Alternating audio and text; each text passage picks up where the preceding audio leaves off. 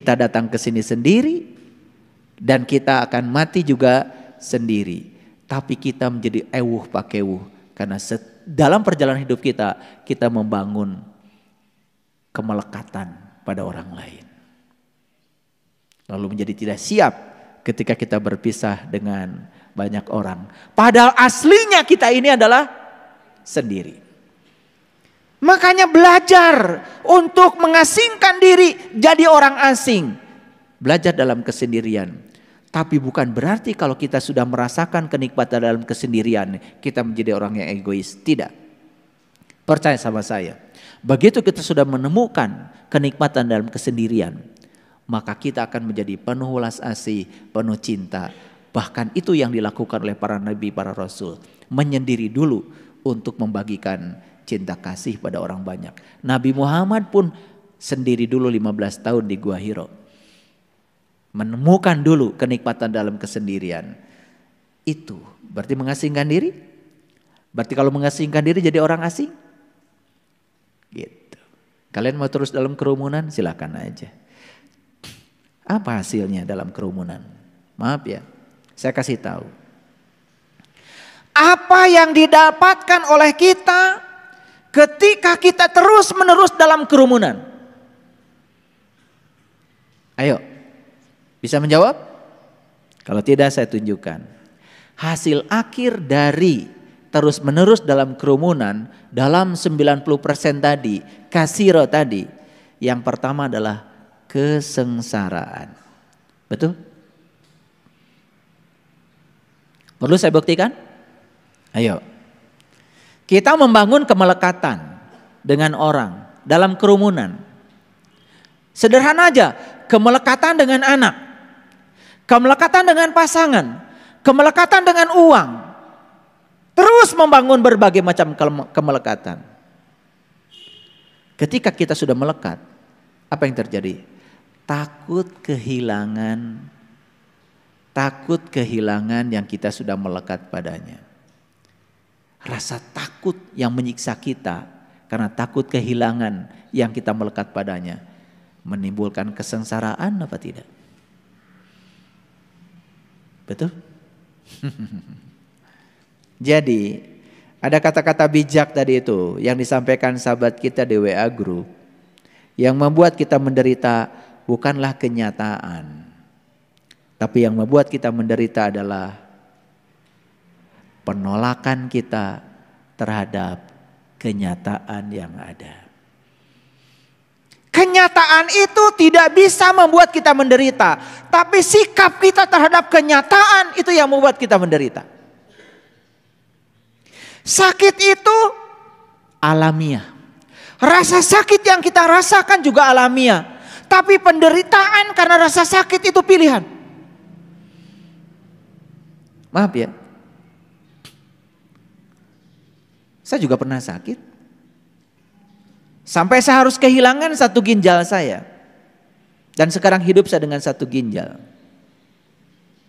Ratusan pembuluh darah di sini disobek untuk mengambil bagian ginjal kanan saya yang sudah tidak berfungsi.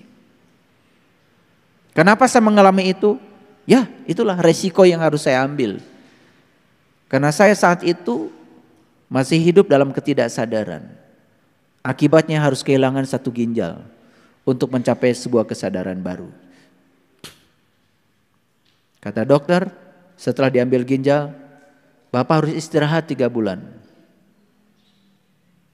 Batin saya mengatakan, ini tidak disampaikan ke dokter saya untuk menghormati beliau. Itu kekhawatiran. 3 hari saya dari rumah sakit,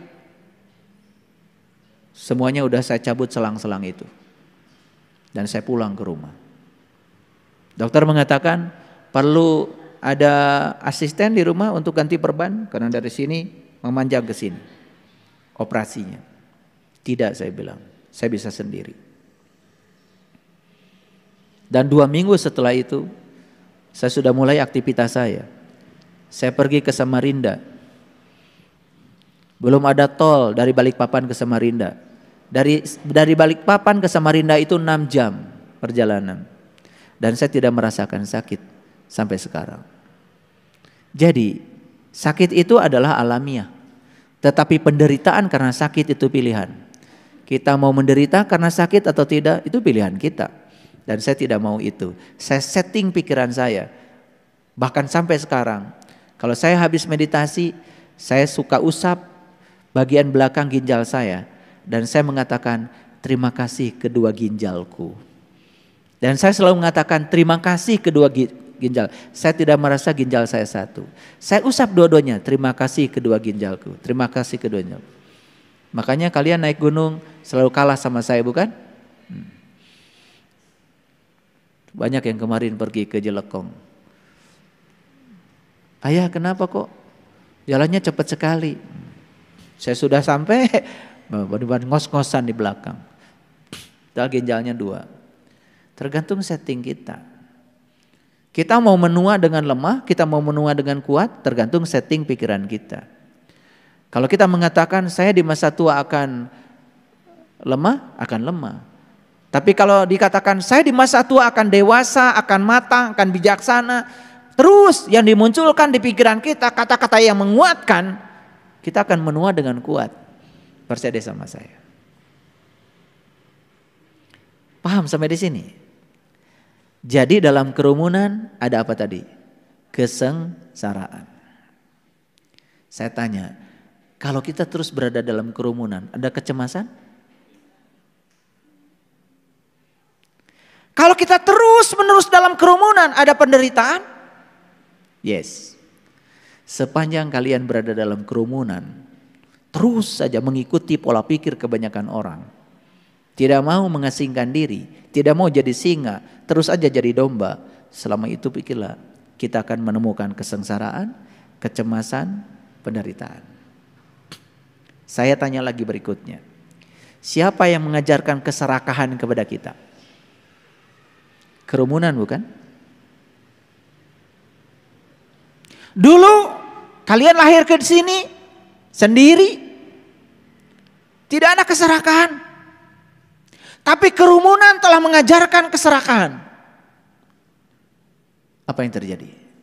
Duitnya harus paling banyak, rumahnya harus paling banyak, mobilnya harus paling banyak, tanahnya harus paling banyak. Siapa yang mengajarkan itu? Bukankah kerumunan? Siapa yang mengajarkan kekerasan? Siapa yang mengajarkan kekerasan? Kerumunan bukan? Dulu kalian datang ke sini penuh cinta kasih. Tapi ayahnya, ibunya pertama kali yang mengajarkan kekerasan. Kata-kata yang keras. Ketika anak tidak setuju, orang tua berteriak pada anak. Kata-kata kotor muncul dari ayah ibunya. Masuk ke mana? Siapa yang mengajarkan kekerasan? Lihat sekarang di televisi. Ayah bisa dibunuh oleh anaknya. Seorang nenek bisa membantai cucu-cucunya sendiri. Ada tuh. Baru terjadi di Bandung Barat. Siapa yang mengajarkan kekerasan?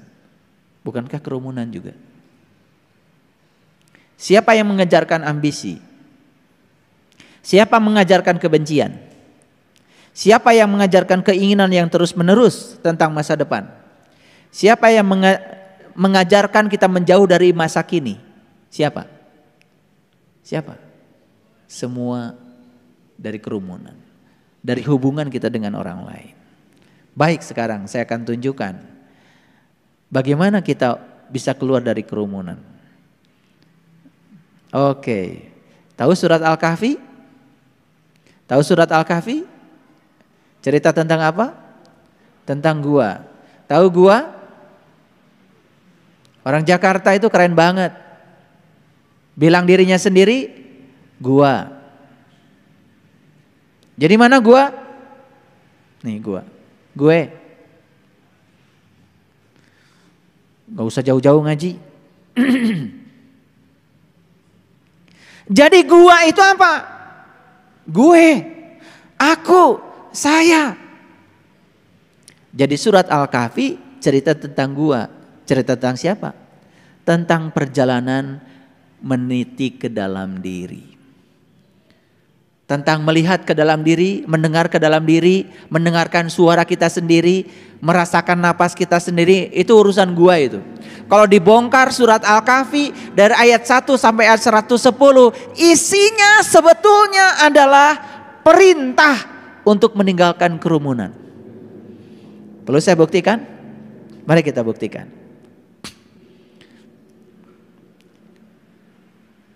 Kita lihat dulu ayat yang ke-10. Sudah siap? Oke, kita baca sama-sama. Ingatlah tatkala para pemuda itu. Pemuda, bukan pemudi. Awas, awas, perhatikan, ini bahasa simbolik.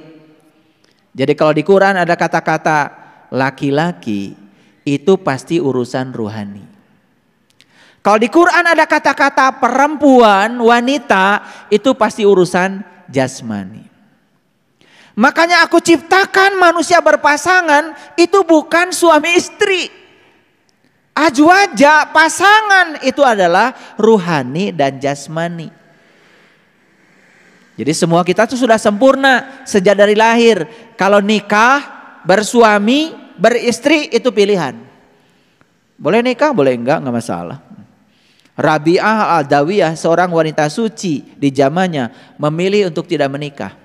Karena tidak ada laki-laki yang bisa menjawab pertanyaan dia.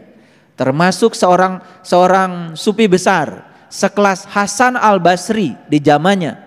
Saat melamar Rabi'ah Al-Adawiyah, dikasih pertanyaan sama Rabi'ah. Apa pertanyaannya?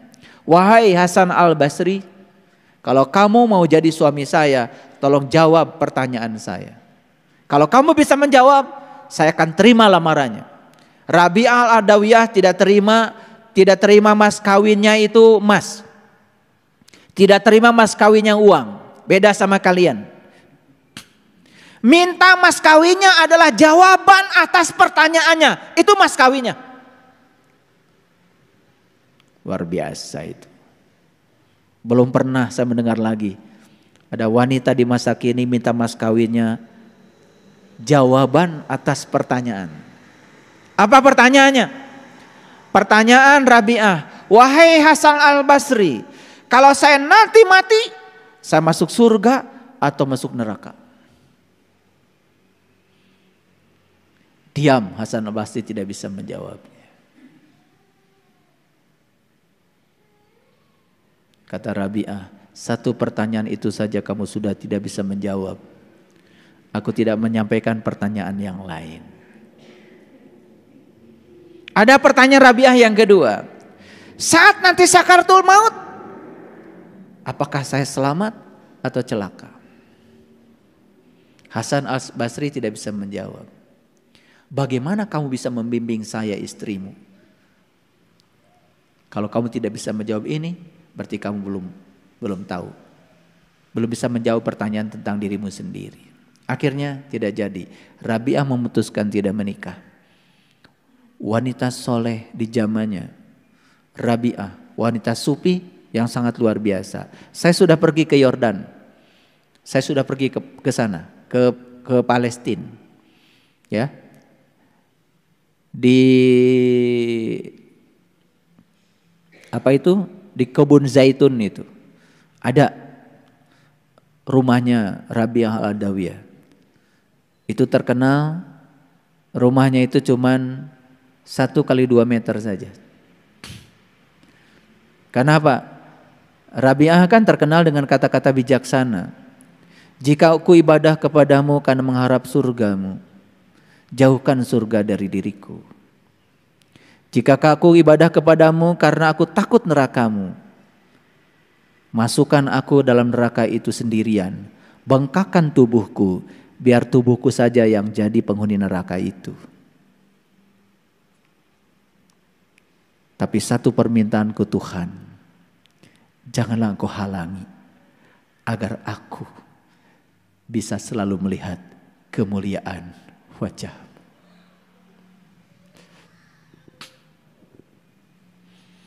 Hanya satu permintaan beliau. Jangan pernah kau halangi agar aku bisa melihat selalu kemuliaan wajah. Makanya rumahnya cuman 1 kali 2 meter. Ngerti maksud saya? Ngerti maksud saya? Ya. Kita hanya perlu rumah 1 kali 2 meter. Dan mati nanti cuman 1 kali 2 meter. Tipe 21. Di Sukabumi, di Balikpapan, RSSSS. Rumah sangat sederhana, selonjor saja susah.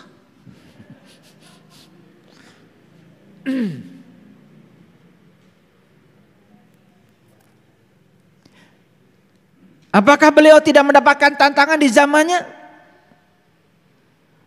Tentu saja dapat tantangan menjadi orang asing. Mengambil sebuah pilihan yang berat. Tetapi kalau tinggal dalam kerumunan terus menerus, akan punya pola pikir kerumunan. Oke, lihat saya semuanya. Jadi kenapa pemuda? Pemuda itu lambang dari rohani. Yang harus diperjalankan oleh Bapak Ibu bukan jasmani. Rohanimu itu, jiwamu itu, perjalankan. Laki-lakimu itu perjalankan. Makanya menjadi sangat masuk akal. Ketika kita haji, haji kan perjalanan spiritual. Makanya saat haji yang pakai ihram cuman laki-laki. Karena yang bisa disucikan cuman jiwa. Tubuh tidak bisa disucikan. Air kencing aja masih tersisa di dalam. Berak aja masih tersisa di dalam. Kalian aja so suci. Awas. Habis wudu luar biasa. Merasa paling suci aja. Betul? Makanya di Quran kan ada kata-kata begini. Dengarkan saya bicara biar semuanya mengerti. Inna awala baitin wudi'a linnas. Rumah pertama yang aku bangun wudi'a, untuk perpisahannya manusia. Wudu. Tapi di Quran kebanyakan diterjemahkan rumah yang pertama dibangun oleh Allah untuk berkumpulnya manusia. Gak ada di situ berkumpul. Inna awwala baitin wudi'a linnas. Rumah yang pertama aku bangun untuk wudunya manusia, berpisahnya manusia. Lallati bibakata mubarakah, bakah al mubarakah, tempat tersembunyi yang aku berkahi. Di mana itu? Itulah yang namanya kolbu. Itu yang namanya Baitullah. Itu yang namanya rumah Allah. Itu rumah pertama yang aku bangun untuk kamu wudu. Wudu itu artinya berpisah. Berpisahlah kamu dengan yang selain Allah. Maka saat itu kamu akan menyatu dengan Allah. Siapa yang berhasil wudu, maka dia akan berhasil sholat. Sholat artinya manunggal, menyatu dengan sang jati diri. Itu baru benar. Bagaimana dengan wudu yang syariat pakai air? Silahkan, itu juga bagus. Syariatnya juga dijalankan. Kalau tidak dicuci wajahnya juga kotor. Upilnya juga tidak bersih. Betul nggak? Tapi kalau sudah bersuci pakai air, wajah kita sudah dicuci, jangan menganggap kita sudah mencapai kesucian. Sepanjang kita masih punya kemelekatan dengan selain itu, dengan selain Allah, belum suci. Siapa yang masih melekat pada yang selain Allah, tidak akan bisa manunggal, menyatu dengan Allah. Sekarang kita lihat ayat ini pelan-pelan. Ayo baca sama-sama. Ingatlah tatkala para pemuda itu mencari tempat berlindung ke dalam gua. Siapa yang mencari tempat berlindung ke dalam gua? Pemuda. Mana guanya? Gue. Jadi berlindung kemana? Keluar apa ke dalam? Ke dalam. Bukan cari gua. Pergi ke gua Pakar, pergi ke gua Lalai, pergi ke gua Pawon. Hati-hati di gua Pawon, seur kalong. Begitu masuk ke gua Pawon, bau. Karena apa? Kalongnya banyak, di situ mereka berak. Gak sehat. Tapi ini gua kok sehat. Karena kita disuruh masuk ke dalamnya, betul nggak? Ulangi lagi. Tatkala para pemuda itu mencari tempat berlindung ke dalam gua. Berarti kalau berlindung ke dalam gua, guanya aman nggak? Aman nggak? Kalau kalian berlindung ke sini, aman nggak? Aman. Karena yang membuat kita celaka itu karena kita keluar terus. Begitu mencari tempat berlindung ke dalam diri, pertama kita tidak akan ada konflik dengan diri kita sendiri.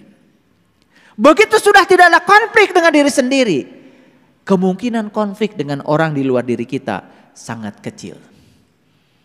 Orang yang sudah menemukan welas asih di dalam, pasti asihan keluar. Orang yang sudah menemukan kesucian di dalam, apapun yang di luar menjadi suci kelihatannya. Ayo, saya mengajak kalian semua meniti ke dalam diri. Ayo, tinggalkan kebanyakan orang, masuk ke dalam gua, tempat berlindung yang disediakan Tuhan. Itulah Baqah al-Mubarakah, tempat tersembunyi yang diberkahi. Di situ tidak ada konflik. Begitu kita masuk ke situ, kita menjadi selesai dengan diri kita sendiri. Kalau sudah selesai dengan diri kita sendiri, gak ada urusan dengan orang lain. Orang lain mau baik kepada kita, orang lain tidak baik kepada kita, biarkan saja. Karena kita sudah menjadi diri kita sendiri. Apa yang terjadi selama ini? Karena kita tinggal dalam kerumunan. Orang baik sama kita, kita baik sama dia. Orang lain tidak baik sama kita, kita pun tidak baik sama dia. Begitu terus hidup kita seterusnya. Karena kita tidak mencari tempat yang aman di dalam. Mari kita lihat ayat ini. Kata-katanya luar biasa. Faqalu, si pemuda tadi yang mencari tempat berlindung ke dalam dirinya, apa yang dia katakan? Rabbana atina min ladunka rahmatan wa hayyi' lana min amrina rasyada. Wahai Tuhan kami, berikanlah rahmat kepada kami dari sisimu, dan sempurnakanlah bagi kami petunjuk yang lurus dalam urusan kami. Dia bicara dengan siapa? Ayo jawab pertanyaan saya. Dia bicara dengan siapa? Lihat kata-katanya, wahai Tuhan kami. Begitu dia berlindung ke dalam gua, bicaranya wahai Tuhan kami. Berarti ketemu Tuhan? Ketemu Tuhan? Jelas banget. Jelas ini bukan gua yang di Yordan. Dan diklaim gua Al-Kahfi itu yang di Yordan. Akhirnya kita semua ke sana. Mau meluangkan uang 40 juta hanya untuk melihat gua yang sempit di sana. Tapi kita tidak mau melihat gua yang luas dalam diri kita walaupun gratis. Makanya kata Nabi, ilmu ini jika aku tawarkan kepada mereka yang tidak mencarinya, gratis saja belum tentu mau. Itulah manusia kadang-kadang konyol. Begitu punya foto, lagi berfoto di sana, di gua yang di sana yang sempit. Saya udah ke sana sama istri saya. Karena saya apa? Saya tidak mau ngomong, tapi saya belum membuktikan. Saya ngeluarin uang untuk itu. Begitu sampai di sana, ternyata sempit guanya. Padahal di Quran dikatakan dalam gua itu ada matahari terbit, nggak ada di sana. Poek. Mari kita lihat ayat ini. Ulangi lagi. Begitu dia masuk ke dalam gua, si pemuda ini ngomong apa? Rabbana, ya Tuhan kami. Gak mungkin ngomong gitu kalau gak jumpa dengan Tuhan. Gak mungkin ngomong begitu kalau tidak berjumpa dengan jati dirinya sendiri. Masuk akal? Makanya kritis dong kalau ngaji itu. Biar pinter dikit. Dikit aja dulu pinternya, gak usah banyak-banyak. Begitu dia masuk ke dalam gua, doanya begitu. Berarti gua itu apa? Gua itu adalah tempat pertemuan. Antara siapa? Antara Nur Insan, Nurullah, Nur Muhammad. Tempat melakukan syahadat sejati yang sebenarnya. Makanya doanya, Rabbana atina min ladunka rahmatan wa hayyi' lana min amrina rasyada Rosyada, rosyid, irsyad, irsyad jadi mursyid. Jadi sebenarnya rosada itu artinya adalah cerdas. Jadi si pemuda ini masuk ke dalam gua, ingin jumpa dengan yang maha cerdas supaya dia jadi cerdas. Makanya siapa yang sering berkunjung ke dalam diri sejatinya, mengunjungi diri sejatinya, pintar jadinya. Pintar tanpa belajar, cerdas tanpa berlatih. Tahu-tahu Quran ngerti aja. Karena itu sudah janji Allah, inna alaina jam'ahu wa qur'anahu. Aku akan kumpulkan Al-Quran di dalam dadamu. Itu janji Allah dalam kesadaran. Clear sampai di sini. Jadi orang ini pergi kemana? Ke gua. Meninggalkan siapa? Kerumunan. Akan dianggap orang asing? Mungkin awalnya. Tetapi ketika dia sudah berkunjung ke dalam gua, bertemu dengan yang pemilik gua, dia menyerap sifat-sifat yang ada pada sang pemilik gua itu, maka dia tahaluk bi ahlakillah. Walasan, asihan, peduli, itu hasilnya. Itulah Nabi Muhammad, itulah Nabi Isa, itulah Nabi Musa, itulah Nabi Ibrahim, itulah Nabi Musa. Mereka semua masuk dulu ke dalam gua, menemukan jati dirinya. Begitu sudah keluar dari gua, bukan jadi orang asing lagi. Bahkan dia bisa memberikan kedamaian dan ketentraman sama kerumunan. Sampai di sini ngerti? Oke, lanjut dulu. Jangan dulu puas. Kemudian Allah mengatakan, maka kami tutup telinga mereka beberapa tahun dalam gua itu. Ditutup apanya? Ditutup apanya? Telinganya. Coba kalau ditutup telinga apa? Hening, bening. Suara dari luar yang membuat pikiran kita terganggu. Hening, bening. Ini Quran. Jadi jelas ya. Guanya bukan yang di luar kita. Guanya ditutup oleh Allah telinga mereka beberapa tahun.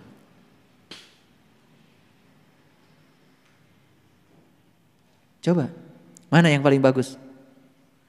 Nutup mulut orang atau nutup telinga sendiri? Pintar kalian itu. Kalau gitu, kalau orang ngomong gak karu-karuan tentang kita, mana yang mau ditutup? Mulut orang atau telinga kita? Bohong. Masih pencemaran nama baik. Lapor sana, lapor sini, jika perlu bayar pengacara. Itu namanya belum tutup telinga. Karena kalian ingin membungkam mulut orang. Saya tanya, itu mulut orang di mana adanya? Mulut orang di mana adanya? Di orang. Bau apa wangi? Sudah mulutnya di bawah orang, yang kedua bau. Buat apa? Jadi tutup mulut orang atau tutup kuping sendiri? Kalau tutup kuping sendiri kan gampang. Kupingnya dibawa-bawa oleh kita. Dekat lagi. Tinggal tutup aja. Sesederhana itu.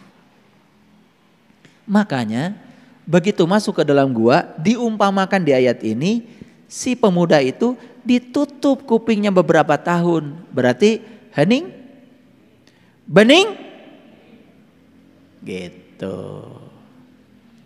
Aduh, kalau dibongkar nih surat Al-Kahfi ini keren banget. Kalian juga keren, tiap hari Jumat baca ini toh, supaya rezekinya banyak, katanya begitu. Alhamdulillah rezekinya makin susah ya. Habis kita ini ngikutin kerumunan. Karena kalau di kerumunan kan pelajarannya, siapa yang baca ini sekian kali setiap hari ini, dibebaskan hutangnya. Begitu? Percaya.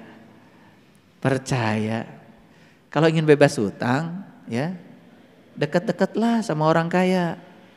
Bukan baca itu sekian kali. Lucu-lucu aja kita ini. Kalau dikasih yang nyata-nyata nggak mau. Saya bukan berarti tidak percaya itu. Betul kata-kata itu, tapi dibacanya bukan begitu. Dimaknai isinya, terapkan dalam hidup. Lihat saya semua. Begitu kita berkunjung ke dalam gua, ketemulah dengan Dia, Allah yang Maha Kaya. Kalau sudah bertemu dengan Allah yang Maha Kaya, merasakan kehadirannya, Dia akan bisa menggerakkan semua tangan-tangannya untuk mengayakan kita. Betul nggak? Asal kitanya usaha. Pengen tahu nggak caranya memindahkan uang dari rekening orang ke rekening kita? Mau? Kalau kalian nggak mau ya udah nggak saya kasih tahu. Nih, lihat saya semua. Ayah Asep itu rekeningnya banyak tuh duitnya. Sekarang mau saya pindahkan ke rekening saya. Gimana caranya? Pertama kenalan dulu dong sama Ayah Asep. Betul nggak? Setelah itu kemudian saya bilang sama Ayah Asep, Ayah Asep, bisa nggak saya kerja sama Ayah Asep? Boleh Pak Saiful. Saya sekarang mau kerja bagian ngambilin telur aja deh. Karena Ayah Asep punya peternakan meri kan? Itik. Saya kerja sama beliau. Bagian ngambilin telur. Jual ke pasar. Setorkan sama ya Asep. Sebulan itu uang dari rekeningnya Asep pindah ke rekening saya. Nyata apa tidak? Melanggar hukum apa tidak? Gitu aja. Gampang kok. Terus aja habis sholat minta rezeki sama Allah. Kata Allah, rezeki mah Ayah Asep.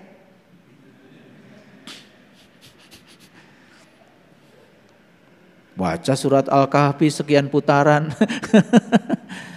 Malah jadi bikin jauh rezekinya. Kenapa? Habis waktu baca itu. Udah gitu gak ngerti lagi. Coba pakai nalar. Jadi yang dibaca itu sebetulnya bukan dibaca Arabnya, bukan. Pahami isinya, terapkan dalam hidup. Kaya.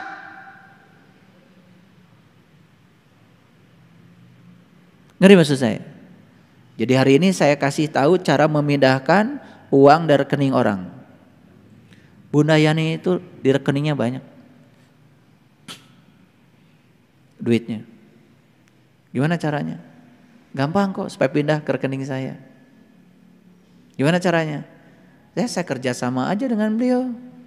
Betul nggak? Beliau punya pabrik kue. Bunda, pemasaran kuenya sama saya aja. Saya punya cara untuk memasarkan kue yang keren.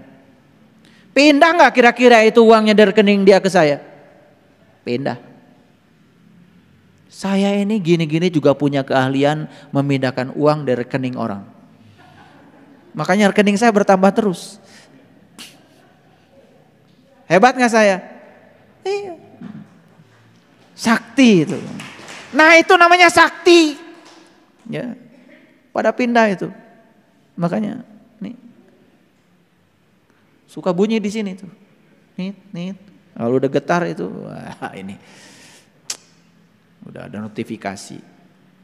Ada transferan 2 juta. Kan gak mungkin orang tiba-tiba transfer duit sama saya kalau gak ada hubungan. Betul nggak? Iya. Begitu saya tulis, terima kasih Ayah, bukunya sudah sampai. Oh beli buku, kan pindah rekeningnya dia ke saya. Betul nggak? Bikin karya, saya bikin buku dibeli orang, kan begitu dibeli pasti uangnya pindah ke rekening saya. Sakti kan?